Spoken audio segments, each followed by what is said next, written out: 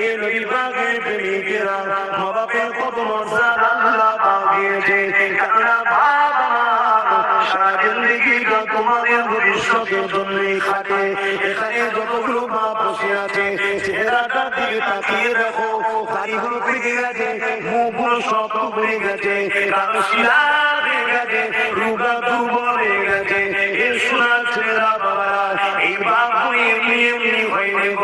নিজেদের যৌবন গুলোকে, নিজেদের তাকত গুলোকে, নিজেদের মেহনত গুলোকে, নিজেদের সুন্দর জীবন গুলোকে তোমার আমার ভবিষ্যতের জন্য তারা লাগিয়ে দিয়েছে।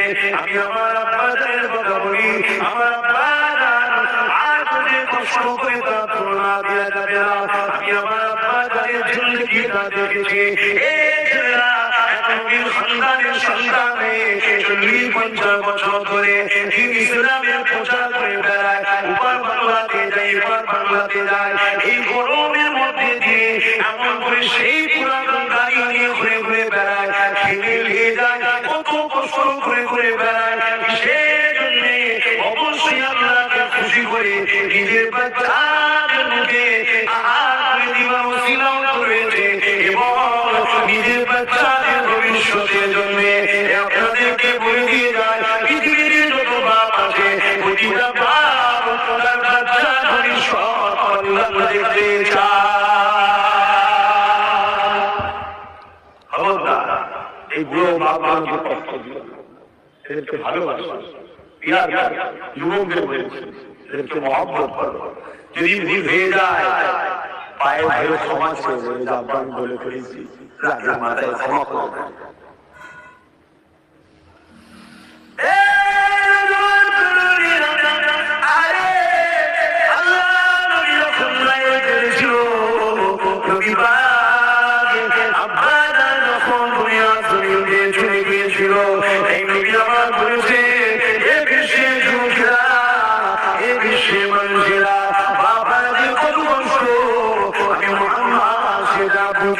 আমি যখন আমার আম্মাদের করবে ছয় মাস যখন আমার মায়ের পেটের মধ্যে রয়েছে, আমার আব্বাজান আল্লাহ পাকের পেয়ারা হয়ে দুনিয়াতে চলে যায়। আমি দুনিয়া জমিয়ে দেখছিলাম অন্য অন্য বাচ্চারা এমন করে তারা মাকে বিভিন্ন জায়গায় দেখো, আমি মোহাম্মদ চোখের পানি ফেলে দেখতে আমার ভাবনা প্রতিটা তার বাচ্চাদেরকে করে করে কাঁদে করে নিয়ে যায়।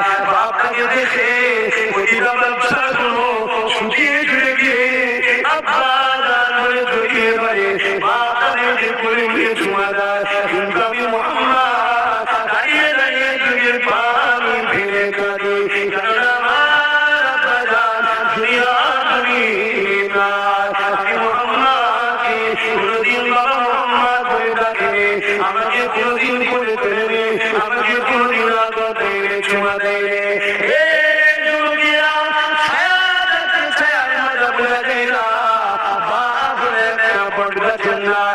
তোমার বাড়ির কোলে যদি পড়ে থাকে ওটা তোমার জন্য বরদা ছেড়েছে, নিজের জিন্দগিটাকে তোমার জন্য লাগিয়ে দিয়েছে গো। তোমার কোনো কষ্ট করে মাকে বকবো গো, তোমার কোনো অসুবিধা হলে তার স্ত্রীকে বকবো গো, তোমার কোনো বিমারে পড়ে গেলে রাত 12-1-2 সময় ঝড় চলছে, তুফান চলছে, এমন করে বা চমকাচ্ছে, বিদ্যুৎ চমকাচ্ছে, তোমার আম্মা বাচ্চার ঝড়টা বেড়ে গেছে, মাথাটা গরম হয়ে যাচ্ছে, এত পানি দিচ্ছি কিছুদিন কমছে না, বাচ্চারা বমি করছে, বন্ধ হচ্ছে না। আমার প্রাণের স্বামী একটু খাই আপনি যান, ডাক্তার ডেকে নিয়ে আসে। এই যুবকরা শোনো, এই জমির ওপরে তোমার আম্মারা ছিল অবশ্যই ভালো মেয়ে, অবশ্যই তারা নিয়ে গিয়ে তারা স্বামীকে সব থেকে বেশি ভালোবাসতো। এখন তো মডার্ন দুনিয়া গেছে, এখনকার মেয়েরা স্বামীকে অতটা নাও ভালোবাসতে পারে, তবে সবাই খারাপ নয় এখনো রয়েছে। কিন্তু এটা জেনে রেখে দিও, তোমাদের মা কোনো কিন্তু অবশ্যই নিয়ে গিয়েছিল, স্বামীর নাম কোনোদিন ধরতো না, স্বামীর দিয়ে কখনো পিঠ করে বসতো না, স্বামীর দিয়ে কখনো পা করে বসতো না।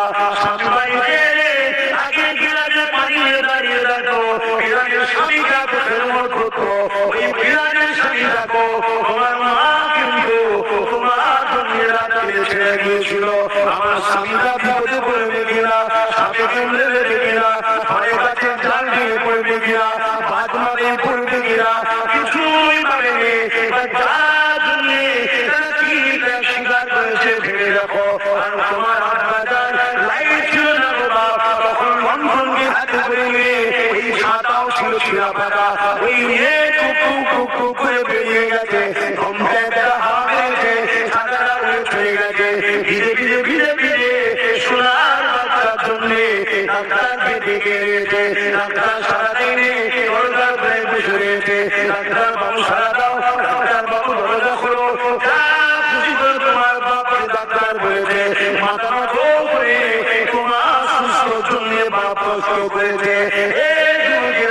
সেই বাপ মাকে কখনো কষ্ট দিও না, এই বাপ মাকে কষ্ট দাও। আমার আল্লাহ পাক তোমার সম্বন্ধে জানিয়ে দিয়েছে, কি জানিয়েছে?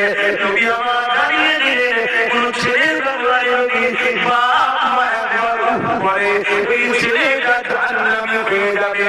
তাই বলে কি বাপ মাকে বিয়া করো, ভালোবাসো। কোন ছেলের বাংলায় যদি বাপ মা খুশি হয়ে যায়, আমার আল্লাহ পাক ওর নিজে খুশি হয়ে যায়।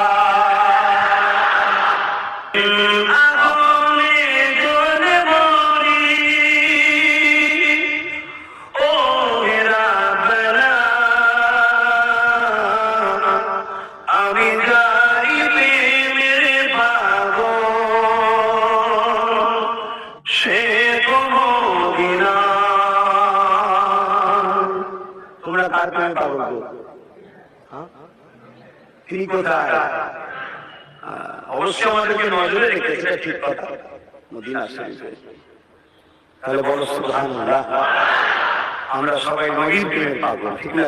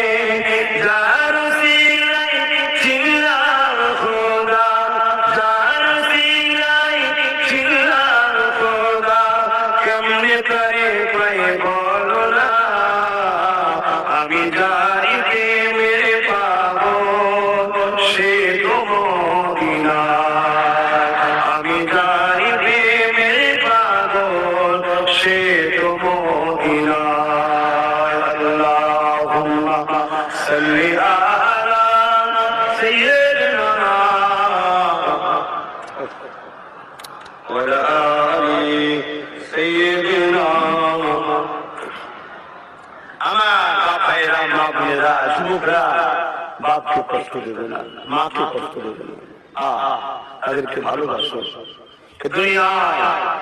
আল্লাহ রাসূলের পরে কেউ যদি নিঃস্বার্থে তোমাদেরকে ভালোবেসে থাকে, সেই তার নাম হলো একটা আব্বাজান আর একটা আম্মাজান। জোরে বলুন সুবহানাল্লাহ। বাকি সব স্বার্থপর,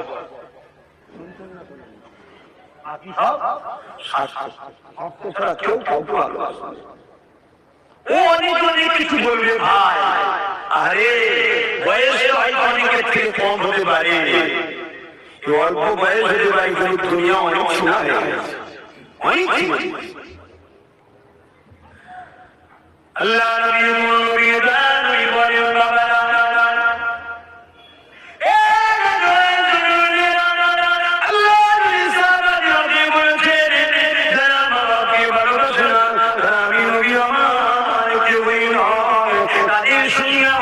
সম্পর্ক নয়